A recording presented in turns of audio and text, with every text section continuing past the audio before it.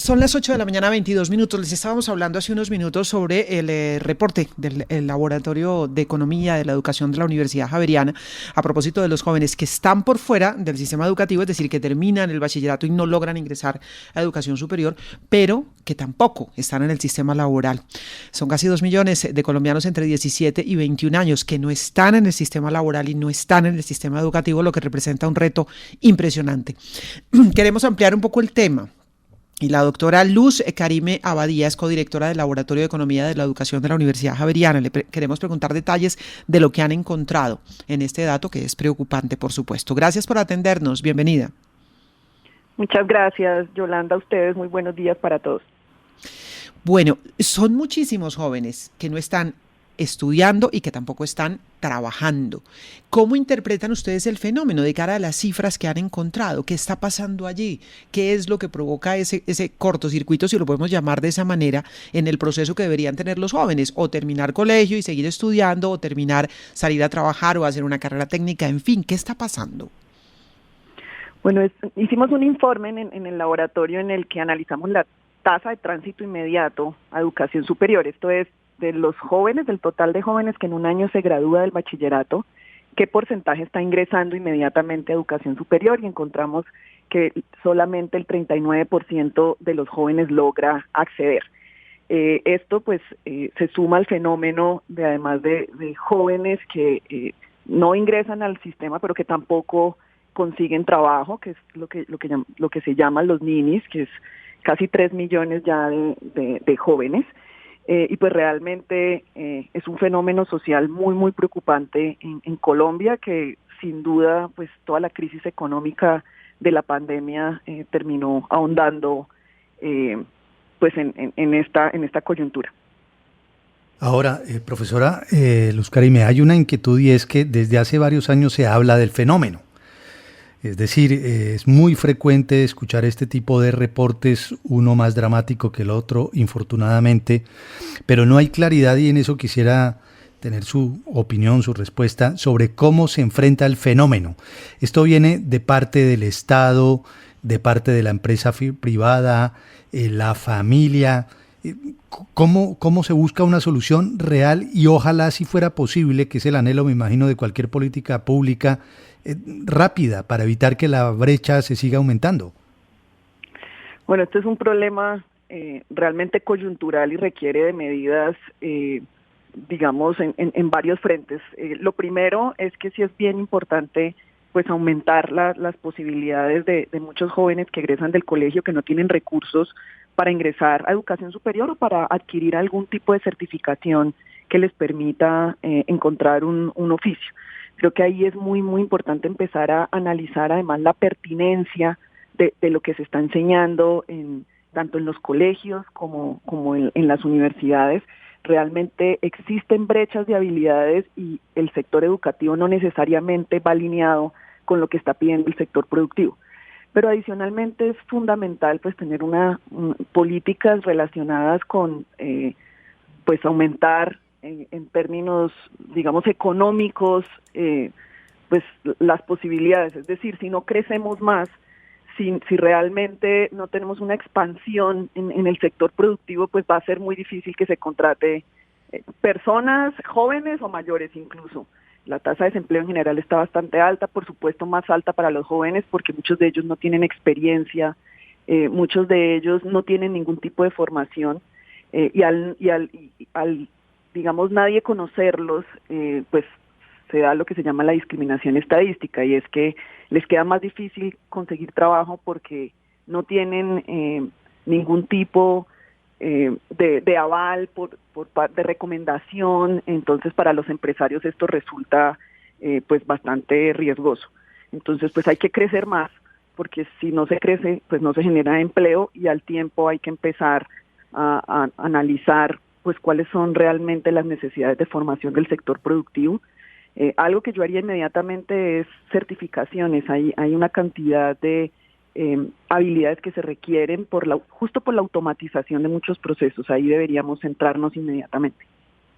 Profesora, es alarmante el porcentaje de jóvenes que no logran acceso a la universidad y la pregunta es, pues parte es recursos, pero parte no es también que hay una mala base educativa que no los preparan bien en primaria y en bachillerato o en secundaria para entrar a la universidad y que además de pronto las expectativas de los jóvenes de estudiar no las está satisfaciendo la universidad en la medida en que digamos, se está evolucionando, se están necesitando profesiones y especializaciones y tecnificación en unas áreas que las universidades no están ofreciendo y por eso esa descoordinación no solamente entre la preparación de básica y secundaria con respecto a la universidad, sino la preparación de la universidad con respecto al mercado del trabajo.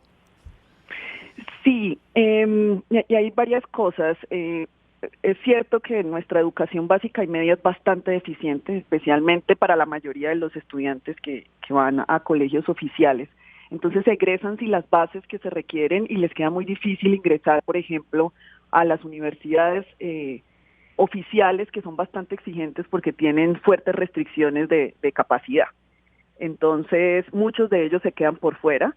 Y si quisieran entrar a instituciones privadas, pues tienen que costear, digamos, el valor de la matrícula y pues no lo logran. Incluso si lograran costear el valor de la matrícula, pues lo que manifiestan en general los jóvenes es que es el sostenimiento, es que tienen que trabajar para poder sostenerse en el día a día, pero además ayudar a sostener a sus familias y aportar, pues, especialmente en coyunturas como las que estamos viviendo. Entonces hay una mala preparación de la base, hay restricciones financieras muy fuertes para acceder a educación superior y en algunos casos ingresan a educación superior, pero como bien decías, pues el mercado está saturado en algunos casos de lo mismo. Por ejemplo, hay regiones donde la oferta de educación superior es muy limitada y solo en algunas áreas y esa oferta de educación superior no está alineada con las vocaciones productivas de las regiones. Entonces, pues egresan los jóvenes después de haber hecho esta inversión en tiempo y en trabajo, en tiempo y en recursos y no consiguen trabajo. Y eso, pues, por supuesto que genera frustraciones y que es ineficiente no solo para las familias, sino para la sociedad en general. Necesitamos trabajar en pertinencia de la educación en general. Justo sobre eso le quería preguntar, profesora Abadía, ¿es un problema de demanda o de oferta en la educación superior? Es decir, ¿se podría aumentar la matrícula para darle educación?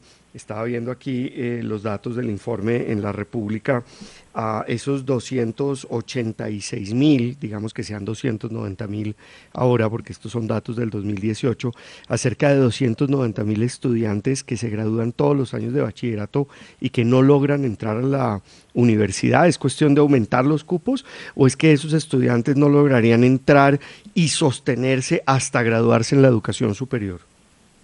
Yo creo que es un problema de ambos. Digamos, las universidades o instituciones de educación superior privadas en general tienen capacidad, muchas de ellas, y tienen cómo rápidamente ampliar la capacidad. Las oficiales no necesariamente, que es donde, digamos, podrían acceder varios de estos jóvenes que no tienen recursos si consiguieran cómo cubrir el sostenimiento. Entonces, digamos, por un lado, pues uno no espera que en un país el 100% de los jóvenes accedan a educación superior. Lo que uno sí espera es que en general encuentren una opción de vida, bien sea por educación superior o tengan alguna formación para desempeñar un oficio, que eso es perfectamente, digamos, válido y que además es una tendencia en general en el mundo, las certificaciones, aprender un oficio muy específico. Pero sí estamos muy por debajo de tasa de cobertura en Colombia respecto a otros países. En Colombia solo la mitad logra acceder y de ellos la mitad deserta. Entonces, yo diría que es un problema de capacidad de algunas instituciones oficiales, pero más allá de eso, de las fuertes restricciones económicas. Entonces ahí podría ser un problema de demanda que enfrentan los jóvenes para costear sus estudios y para el sostenimiento, y mala preparación que tienen desde el colegio, que también incluso si acceden les impide sostenerse y graduarse. Claro, lo clave es que haya alternativa de vida para estos jóvenes, alternativa. Es decir, que si no todos pueden entrar a las universidades, que tengan una formación técnica, que tengan posibilidades de trabajo, el ideal sería que todos pudieran cumplir sus sueños, por supuesto. Y si todos tienen sueños de estudiar, que así sea, pero que tengan alternativas, que tengan espacios, que tengan escenarios, que tengan futuro. Un poco es lo que uno está pidiendo para estos jóvenes. Doctora Luz Karime Abadía, muchísimas gracias. A ustedes, Yolanda, que tengan un feliz día. Luz Karime Abadía, codirectora del Laboratorio de Economía de la Educación de la Universidad Javeriana. Ampliando con ella un poco la información de este tema que decíamos, pues tendría que estar en el centro del debate. 2 millones de jóvenes entre 17 y 21 años. 2 millones, pensemos en eso por un segundo. No están en la cobertura escolar. Terminan su bachillerato y quedan por fuera de la cobertura escolar, pero tampoco están trabajando. Y para estos jóvenes, ¿qué futuro estamos pensando? ¿Qué futuro les estamos proponiendo? ¿Qué les estamos ofreciendo para que desarrollen su vida? Esa es la pregunta. Y esto nos compete de alguna manera a todos, pero particularmente a los encargados de trazar las políticas públicas, tanto en educación como en la promoción de los espacios laborales. 8 de la mañana, 32 minutos. Estamos en RCN Radio.